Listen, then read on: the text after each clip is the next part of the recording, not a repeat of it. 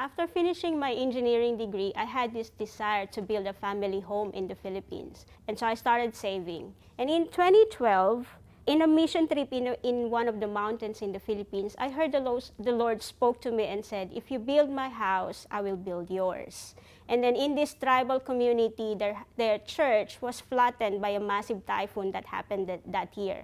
And so they needed to rebuild their church. And so I knew in my heart that I have to give that savings for the rebuilding of the church, believing that God is true to His promise when He said, if you build my house, I will build yours. And then in 2015, my accommodation situation has to change. And when I was praying for an accommodation for a new rental property, I heard the Lord spoke again and said, I will give you a house.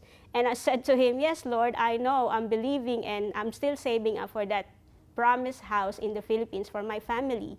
And I heard Him spoke again and said, I will give you a house. And then it hit me, like instead of renting, He will give me a house here in Australia. And so I started looking for a property for myself. From the employment that I was with at that time, that they will give me a substantial back pay, and I thought I can use that to pay for the deposit for the property that I wanted to buy for myself. But for some reasons, it didn't happen. Now the settlement date came, and I don't have that money that was promised to me.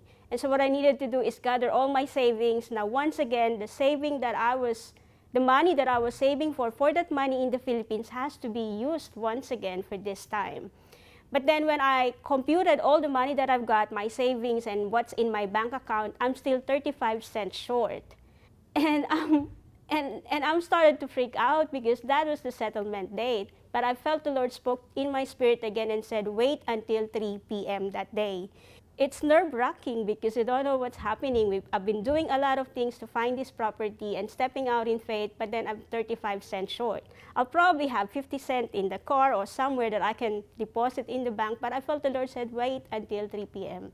And little did I know that after 3 p.m., the savings that I've got will gain interest, so $16 interest. And that was added into that savings account. And so I've got enough money to pay for that property, which is quite amazing. And now, after the Lord spoke to me of building His house, and He will build mine in 2012, in 2019, finally, that house in the Philippines was built, constructed, I designed it, and my family moved in there in 2019. For the last 7 years, the Lord has been true to His word. So I don't know where that money came from.